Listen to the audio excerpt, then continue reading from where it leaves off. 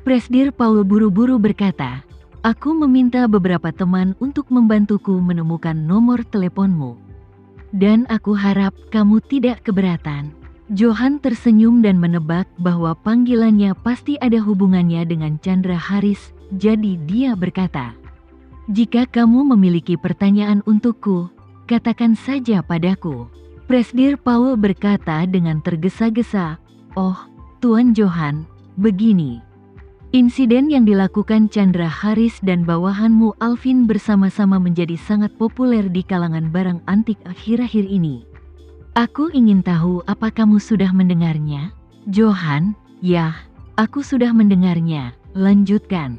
Presdir Paul berkata, "Sejujurnya, masalah ini tidak hanya memiliki pengaruh yang besar di kalangan barang antik, tapi juga di bidang kaligrafi dan lukisan serta sastra dan seni di kota kita. Dampaknya cukup besar. Kamu juga tahu bahwa aku telah mempromosikan Chandra Haris ke posisi wakil presdir eksekutif sebelumnya. Dan aku berencana mencari cara untuk mempromosikannya ke posisi yang tepat setelah aku keluar dari Asosiasi Lukisan dan Kaligrafi." Pada titik ini, Paul menghela nafas dan berkata tanpa daya, "Sejujurnya aku sangat ingin mempertahankan posisinya sebagai wakil presdir eksekutif. Tapi dampak kejadian ini terlalu besar. Dan itu memang sangat buruk. Aku tidak bisa menahan tekanan sekarang. Jadi aku hanya bisa membiarkan Chandra Haris merasa dirugikan dan melepaskan posisi wakil presdir eksekutif terlebih dahulu. Lalu aku akan berusaha sebaik mungkin untuk mengatur posisi wakil presdir biasa untuknya. Secara pribadi, aku merasa tingkat keberhasilannya masih relatif besar. Jika ini tidak berhasil, aku akan memberinya posisi direktur pada saat-saat terakhir." "Apa yang kamu pikirkan?" Johan mengetahui niatnya karena dia takut akan disalahkan atas penurunan pangkat Chandra Haris.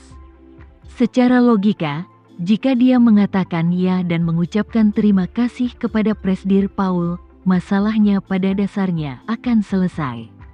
Melihat ke belakang, Chandra Haris seharusnya dapat mempertahankan setidaknya satu posisi direktur seperti yang dikatakan Presdir Paul.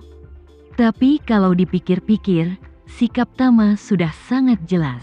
Itu untuk memberi pelajaran pada Chandra Haris. Jika dia mendukungnya lagi saat ini, bukankah itu bertentangan dengan ide Tama? Memikirkan hal ini, dia berpura-pura terkejut dan bertanya kepada Presdir Paul, "Mengapa kamu ingin memberitahuku tentang urusan internal Asosiasi Kaligrafi dan Lukisanmu? Aku bukan anggota asosiasimu. Apapun yang terjadi, apa hubungannya denganku?" Presdir Paul tidak sadar untuk beberapa saat.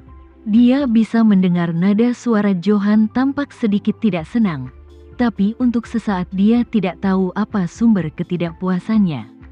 Apa dia tidak puas dengan perilakunya saat dipanggil untuk melapor, atau dia tidak puas dengan cara penanganannya sendiri? Atau, apa dia hanya tidak mau mempedulikan masalah ini?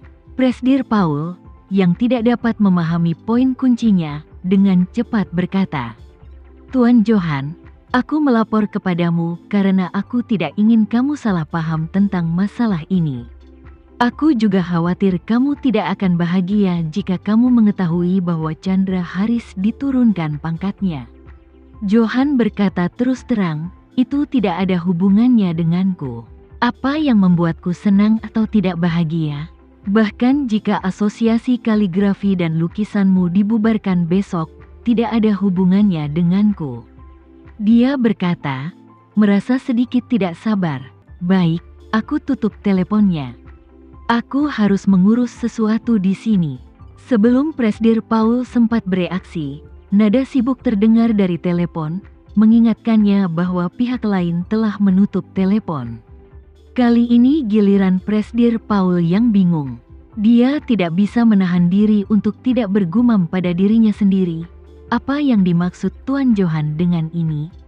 Apa dia tidak ingin peduli dengan hidup atau mati Chandra Haris? Bukankah sebelumnya dia sangat sopan kepada Chandra Haris? Istri Presdir Paul keluar dari kamar tidur.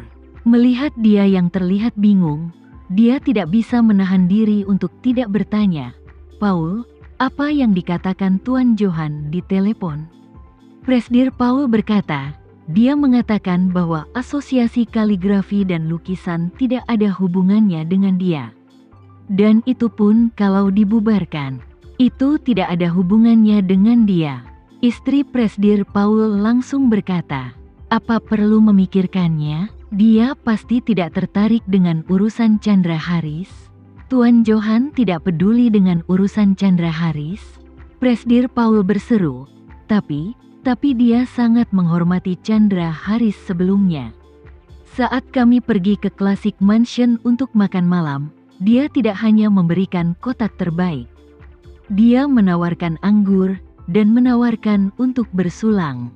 Istrinya melambaikan tangannya dan berkata, "Paul, kamu sudah lama berada di lembaga sastra dan seni untuk orang tua seperti Asosiasi Lukisan dan Kaligrafi. Dan indera penciumanmu benar-benar menurun, meski pasangan itu melakukannya kemarin. Dan kamu harus tahu bahwa Alvin adalah penasihatnya di Johan. Dan ternyata Chandra Haris bekerja sama dengannya untuk melakukan penipuan. Bisakah Johan senang dengan hal buruk seperti ini?" Dan menurut lingkaran pertemanan Alvin, semua uang hasil penipuan itu masuk ke kantong Chandra Haris. Apa yang membuktikan bahwa Alvin ditipu dalam masalah ini? Chandra Haris berani menggunakan penasihat Tuan Johan sebagai perwira kavaleri, dan juga menyebabkan skandal besar. Bisakah Tuan Johan tetap menyembunyikannya saat ini? Saat Tuan Johan marah, dia pasti akan putus dengan Chandra Haris. Presdir Paul berseru setelah mendengar ini. Apa maksudmu Tuan Johan tidak lagi peduli dengan hidup atau mati Chandra Haris? Apa kamu yakin? Istrinya berkata, jika dia peduli, dia pasti sudah menunjukkan sikapnya dengan jelas sekarang. Dia tidak mengizinkanmu meneleponnya lagi. Dia hanya tidak ingin mempedulikannya dan tidak ingin mengatakannya secara terbuka.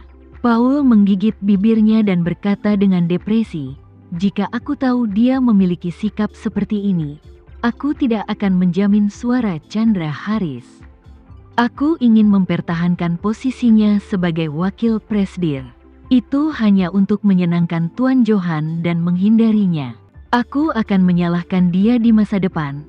Tapi sekarang Tuan Johan terlalu malas untuk peduli padanya. Jadi mengapa aku harus membantunya di bawah tekanan yang begitu besar?" "Ya," istrinya berkata tanpa berpikir, "karena Tuan Johan sudah mengutarakan pendapatnya. Dalam hal ini kamu tidak perlu membantunya sama sekali. Dan kamu harus mengetahuinya selama kamu membantunya dalam masalah ini.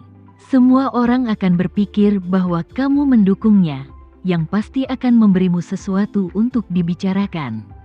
Jika kamu dapat membantunya dalam masalah ini, menanganinya secara tidak memihak pasti akan memberimu reputasi yang baik." Saat dia berkata, istrinya tidak bisa tidak mengingatkannya, "Paul, kamu tidak boleh terlalu optimis tentang beberapa hal. Kamu harus mempertimbangkan satu hal. Bagaimana jika kamu tidak bisa dipromosikan kali ini? Jika aku tidak bisa dipromosikan?" Presdir Paul mendecakkan bibirnya. "Jika aku tidak dapat dipromosikan, aku hanya dapat terus bekerja di Asosiasi Kaligrafi dan Lukisan." Istrinya mengangguk dan bertanya, "Bagaimana jika kamu tidak dipromosikan di masa depan? Jika kamu masih ingin bertahan di Asosiasi Seni Lukis dan Kaligrafi, apa kali ini kamu melakukan malpraktek untuk keuntungan pribadi atau kali ini kamu berurusan dengan keadilan akan secara langsung mempengaruhi keagungan dan statusmu dalam asosiasi di masa depan?" Pendapat pribadi aku adalah bahwa situasi ini sama sekali tidak diperlukan bagi Chandra Haris.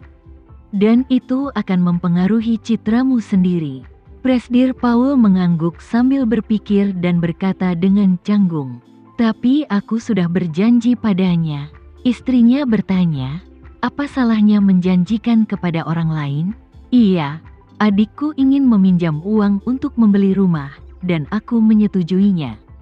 Tapi dia berbalik dan meminta pinjaman 2 miliar.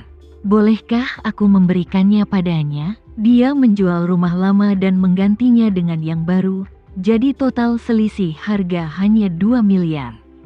Dia memintaku untuk itu. Aku bilang tidak mungkin. Pada dasarnya, jika dia punya mulut untuk memintanya, aku punya mulut untuk menolaknya.